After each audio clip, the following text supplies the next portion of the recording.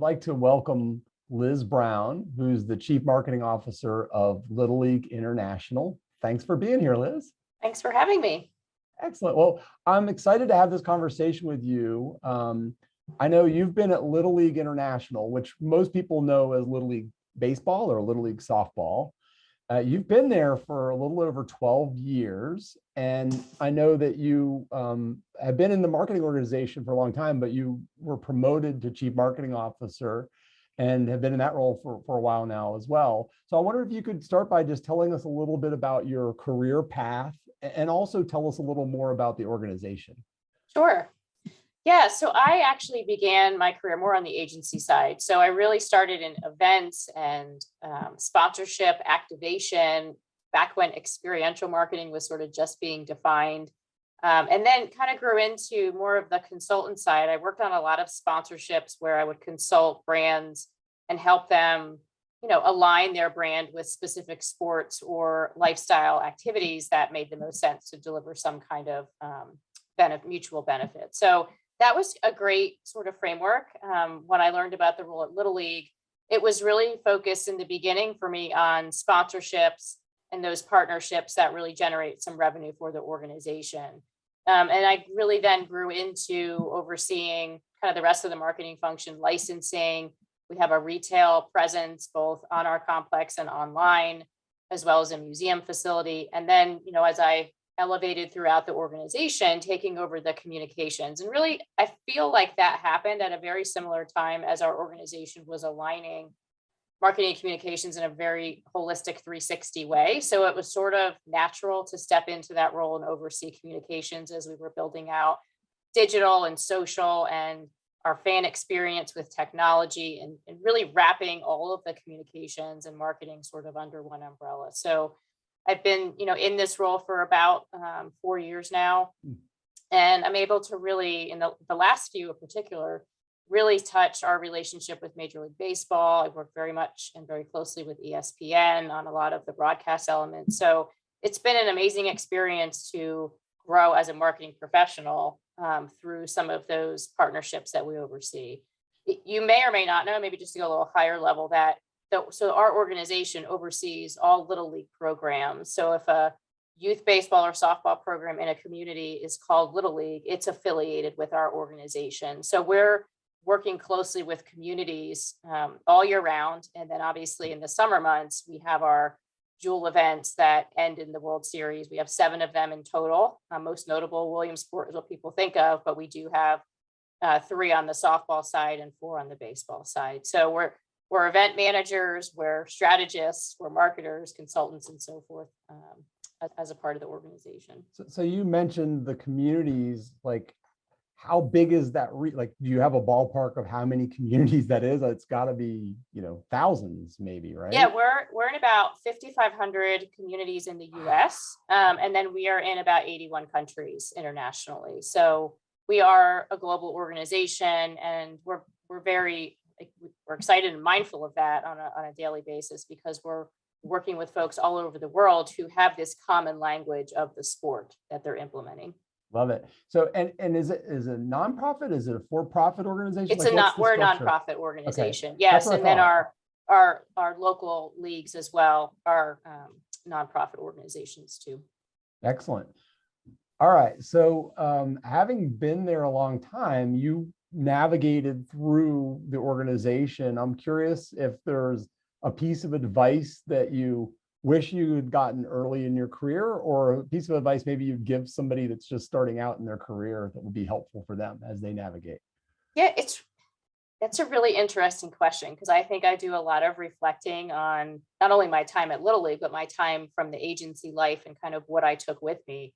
And especially now, I mean, the one thing about the last 2 years, we all sort of pivoted to digital, or we had to come up with new ways to market in an age when people maybe weren't connecting in person as much. So my advice is every opportunity you have, like almost every day at work, you should be learning something new or learning from someone in the moment. And that, it could be good or bad, but you're always learning. And I think you have to have that mindset and surround yourself with people that are going to teach you in some way. I also think, the networking is so important. And, back early in my career, I remember joining an industry organization, and, I was in my early 20s, and I didn't really know what I was getting into, but it was important for me to just sort of get my feet on the ground in sort of promotions and marketing.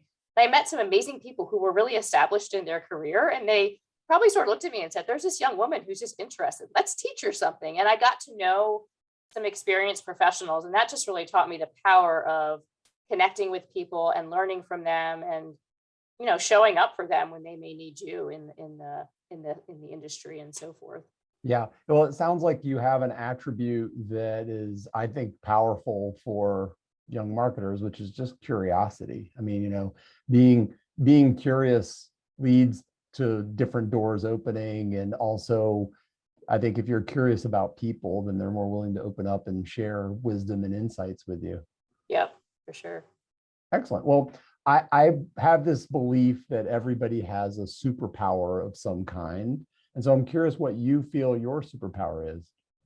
Well, it's really funny that you just sort of ended that last point, because I work with this amazing professional coach, Susan Ross, and we spent a lot of time talking about values and superpowers and what things to lean into. And curiosity and creativity are the two that lately we've landed on as the things that I really like to lean into. I ask a lot of questions in the spirit of like trying to find the best solution. And by asking questions, you just start brainstorming and coming up with new ways to do things. So those two, and then, authenticity and compassion, and just kind of leaning into like knowing people well and bringing your whole self to work and being able to see that big picture are really important to me. Well, in some ways, we've gotten a little vision into the whole person that we work with because of the pandemic that we hopefully are on our way out of at some point soon. But because we've met their cats and we've met their kids, and we've gotten to know them and gotten gotten a little peek into their home lives. So maybe does that make for a better work relationship because of getting a little glimpse into that person? Yeah, 100%. Actually, so I work with a lot of our corporate partners and other strategic partnerships that we have. And I actually feel like I got to know a lot of our individual sort of relationship folks better in the last 2 years, because all of them were at home, and we would spend more time talking about like the pressures of what was happening in our lives versus when you're going meeting to meeting from the office. So it actually really opened our eyes a lot to each other and let us get to know each other a little bit more. I love that. Well, we were talking about the obviously the pandemic caused a lot of us to have some challenging work issues and situations, and just trying to balance work and home and all of that kind of thing. And I'm curious, but outside of that, what are some of the biggest challenges that you're facing now as a marketer, for marketing Little League International? I think we went through, candidly, I like to look back and say we went through a lot of those challenges already. I feel like we're on the road to recovery in some ways, more so. Sure. Because we did, in 1 year, we did cancel our Little League World Series event. So we had to figure out ways to still connect with folks and keep our message relevant to our audiences at a year when our largest marketing vehicle, the month of August, July and August, was not available to us. And so we leaned into being as creative as we could with the digital assets we had and footage from past games and things like that. And then last year we did have some of our events, not all of them, but we had limited attendance. So we also had to figure out how to spread the message and create value for our partners and just do some new, unique experiences that we had never done before. We did a virtual fan experience, for example, that we traditionally would do on site that you could walk through and interact with brands and have a kind of an experience. We moved all of that to the online. So a lot of the things that we did, the learning for us is those things stick, and we're going to keep doing them in addition to hopefully going back to a lot of the tried and true practices that we did before. So I also think, we're a volunteer run organization. So re-engaging volunteers, folks like yourself and me who maybe work full time and, after hours will give of your time to support your child's activities. Yeah. Like we need to re-engage that volunteer base because some of them haven't been a part of the program, and engage new folks as well. And really make them comfortable that coming out of the pandemic, this program is a place to really find some value and give back to the community. So those are all, I mean, they're all challenges, but they're opportunistic challenges as well. We think there's going to be a lot of great momentum that'll come as we're able to reemerge from this. I love that. So where do you either find inspiration for yourself or inspiration for your team?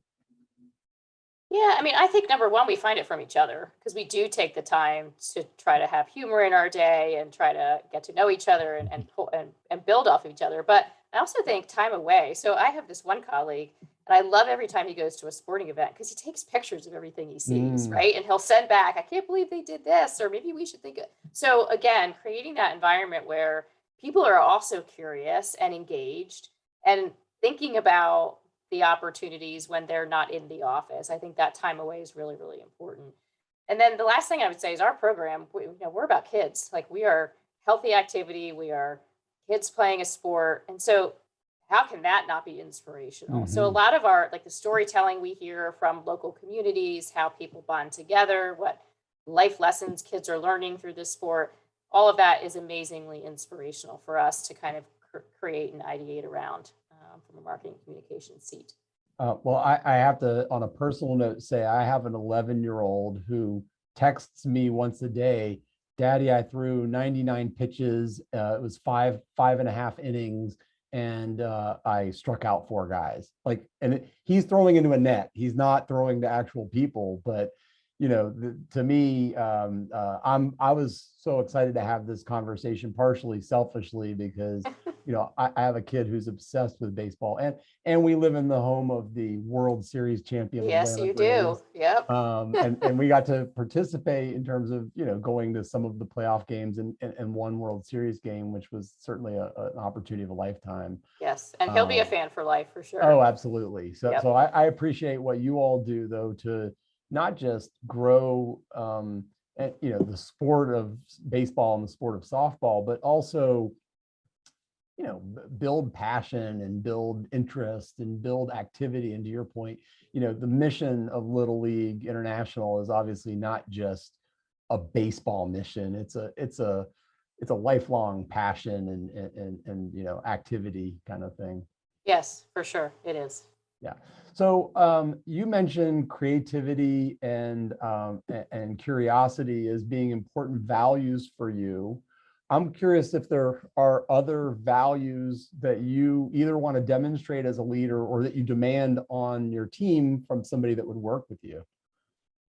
I mean, I think I have a long list of values that are really important to me, but some of the top ones, curiosity and creativity, we talked about, but integrity and authenticity and, for compassion, but for me, like, just positive spirit, because even just looking back most recently, like, being able to remain positive in a time that's so challenging is really important for the folks that work with you, for you, because you want to be seen as supporting them in their roles and making sure that everybody's sort of on the same ship together. So I'm absolutely committed to excellence, but I do think there's a balance there of compassion that has to go along with that in order to achieve the results the team is looking for.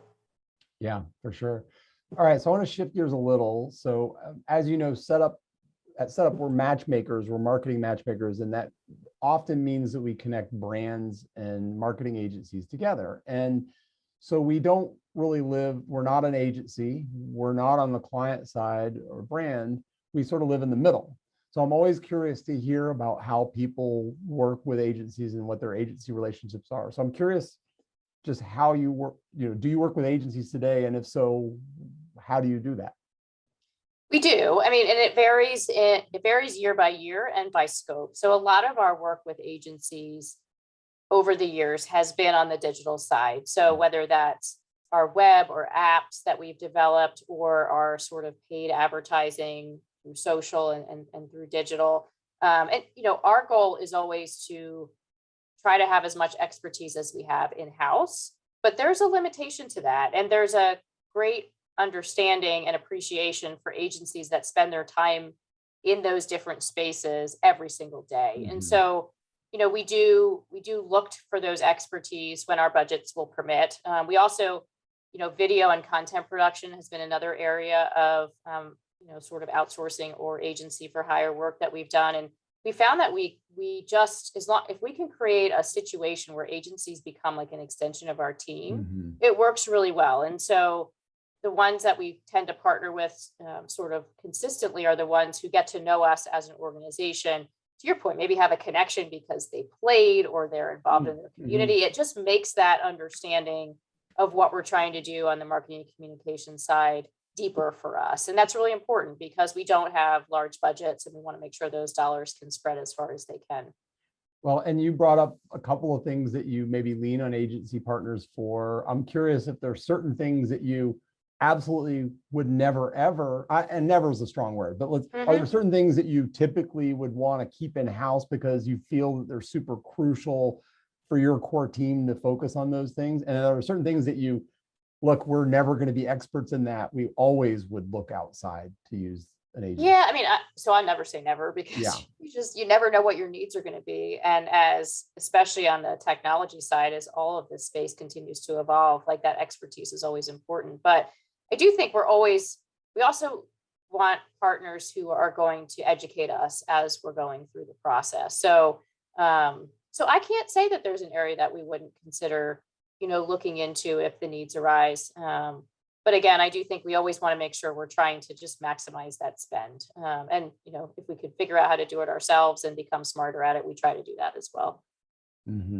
Okay, I got a curveball question for you. Yeah. See what I did there, which is specialists or generalists. So agencies that are good at a lot of different things, or generalists that maybe have multiple different disciplines of marketing that they can help you with, or specialists that are really laser focused on being just good at one thing. What do you prefer?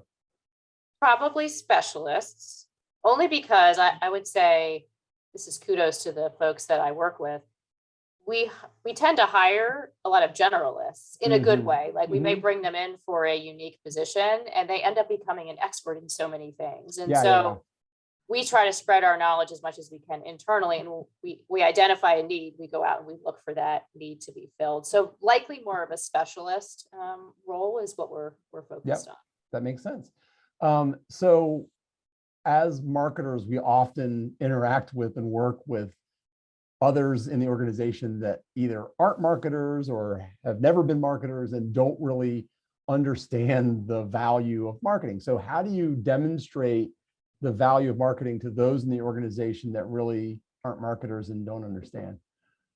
Yeah, I mean, number one, I think it's important to always keep yourself kind of grounded in what you do. And that, the more you can use the opportunity with colleagues, board members, volunteers, whatever it may be, to kind of talk through your work, and in a way that you're proud of it, but in a way that you're also educating on the impact it can have is really important.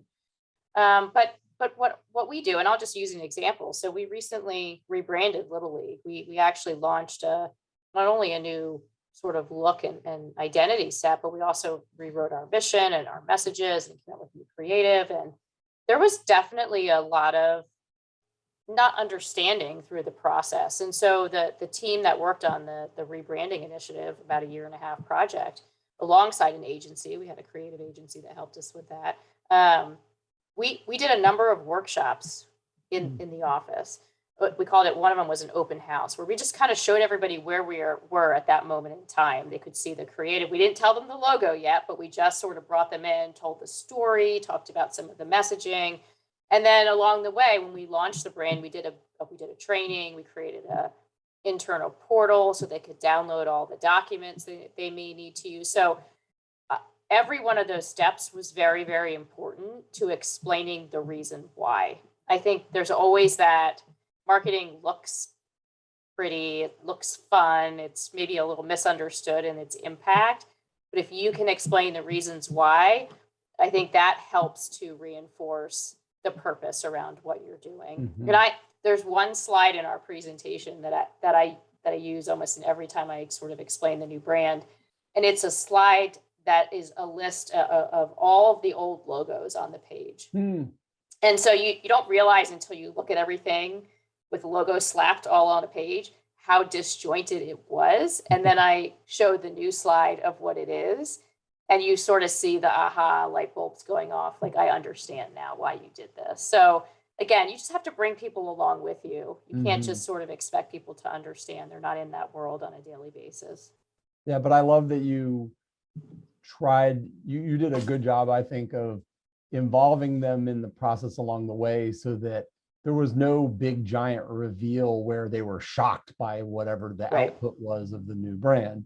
They were involved in the journey enough that they felt really comfortable with the final product.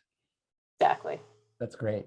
So besides that rebrand project, is there a specific campaign or program, either current or past, that you either it was a huge flop and it taught you something really valuable that you really needed to learn, or it was a huge success that you would maybe build on in the future? So I always temper successes and failure because I think you always have to do both, right? And you always have to learn that year one of something, if it failed, might not be the reason to not do it again. Yeah. But we have this one really become a movement. It really started as a digital campaign, and it's evolved into kind of the mantra for our softball and female participation in the program. And it's called Girls with Game. It's in our 4th year. And in the beginning, it really evolved to put a stamp on amplifying female voices in the program. And now we've been able to use it all year long. It was really isolated around Women's History Month in March, which we do continue to kind of elevate. But it's become kind of a rally cry, if you will, for girls to play softball or play baseball, to get involved, and even for females to get involved in volunteering and coaching and some of the other initiatives that we'd like to see. So we're really proud of it, and it's something that's going to have staying power, and it's going to continue with us in the future. I love that. Well, yeah, my kids are still at the age where there are girls and boys on the teams together, and they haven't necessarily always segregated them out to different teams yet. And I love that. I think, you know, I want my daughter to be as involved and active in anything she wants to do as my son. So I'm glad that you all are pushing, you know, those initiatives to kind of make sure that girls are as equally involved in the fun. Yeah, and it's a huge opportunity, right? So I was an athlete, different sport, but all throughout my life and in college, and it was a huge part of kind of who I am today. And so how do we just continue as an organization to reinforce the power of sport for female athletes, whether it's baseball or softball, whatever it is? We just want them to play. We want them to play in the Little League program. So as long as we can create those opportunities, that's success to us. I love it. All right, so I'm going to shift gears to some fun questions that have nothing to do with marketing necessarily. The first is there a band or a book or a movie or a quote that really inspires you? Yes to all. Okay. Well, you can pick more than one if you've got. Yeah, no. So I'm like really leaning in lately to just doing a lot of reading and podcasts. And I started reading a lot of Kim Scott's work. And so she has a new book out, Just Work, which is amazing. And her previous book, Radical Candor, is really inspirational. But I've been spending a lot of time with that at night and on the weekends. And then there's a podcast I follow that Adam Grant does. And he interviewed Indra Nooyi, the former chairman CEO of PepsiCo, and she's amazing, and I followed her career, but this interview in particular was really inspirational. So those two things, I think I would just say, you know, leaning into reading and just following, especially female inspirational leaders, is something I spend time on. I love it. So you mentioned to me before we started recording that you have a family. So I'm curious, outside of your family, where do you find joy outside of work? Is there time outside of these two kids? Right. Okay, 10 minutes here, 10 minutes there.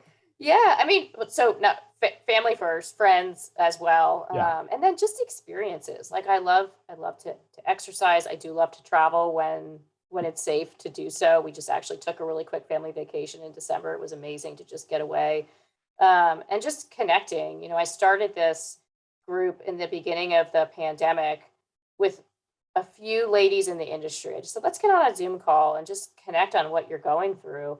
And at one point in late 2020, it grew to about 18 people. And so I've been able to meet a lot of people and talk and connect. And so that both social for professional reasons and personal reasons is really important. So I just enjoy meeting people and learning about life experiences through that. So now I have to know, what was your sport? Field hockey. Field hockey. Great. Okay. I'm curious if there's a brand that you've never worked on, but is there a brand that you really admire, and what is it about that brand that you admire most? Well, for me, because I really grew up in the sports business, it's more about the properties that I haven't worked on. Like I haven't worked on the Olympics. I haven't worked on Wimbledon. I would love to work in tennis and Wimbledon and US Open and some of those. I've been a fan to a few of those, but not to the actual property. So just these amazing, iconic, notable sports properties just would be interesting to get involved in someday. And why? Is it just because they're iconic, or just because they? All of it, like the talent, the way their stature of and history and legacy, and the way they hold themselves as brands, right? To be admired, to inspire, as a marketer, just to work on that prestigious type of environment would be. Yeah, you named a couple of great. I mean, you think about Wimbledon and what that means and all that comes with that, or you think about the Masters, Masters here in Augusta, Georgia, or you think about the Olympics or World Cup. These are, to your point, these engage millions of people around the world and have their own culture and personality. Strawberries at Wimbledon, and I mean, they have their own ethos, like a person almost. Yep, for Cool. sure. All right, I have a random question for you that is there a fictional realm that you would ever want to live in or participate in, and why?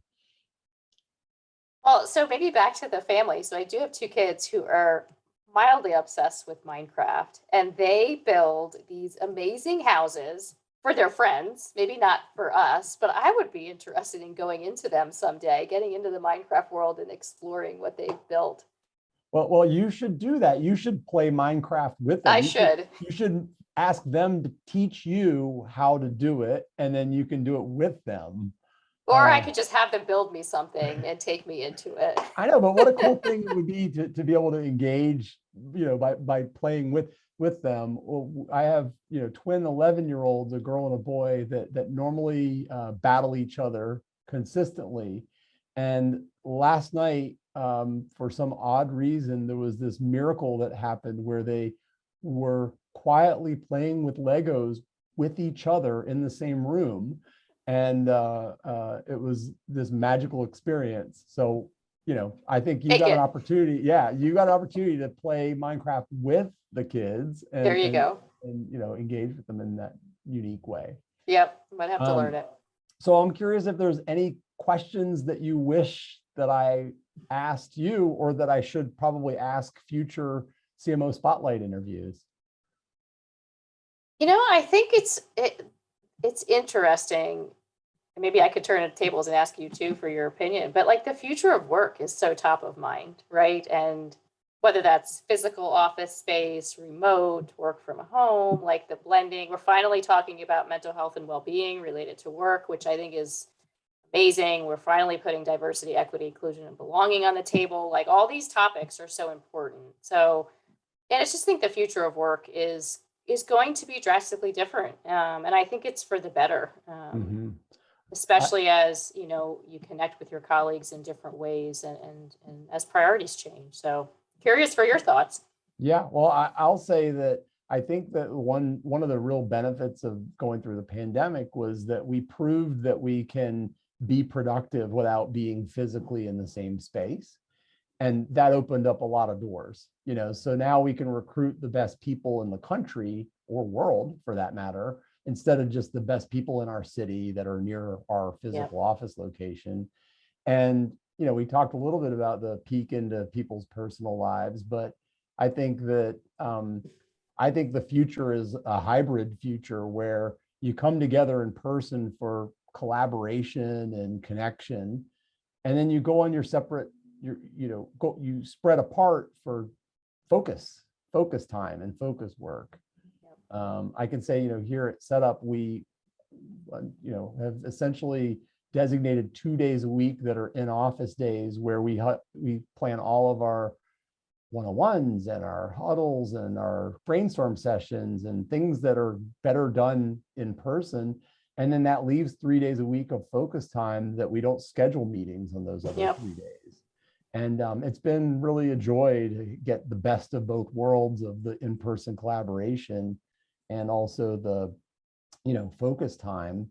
I do think it's going to change the nature of, commercial real estate and office spaces where I think companies will plan for collaboration spaces more than, cubes and desks and offices that are. I think you're seeing that for sure. Yeah. But it's not like commercial real estate is going to go away and that companies are not going to have headquarters. But I think that just the design and layout of those will be significantly different and be more equipped to handle that hybrid model. Yep. And then I love diversity, equity, and inclusion. The last couple of years that we've gone through have, I think, put those issues on the table, and thank goodness, overdue. We live in a diverse society, and I think we have a premise that the more diverse your company is, the better the quality of the company and the better the quality of the output.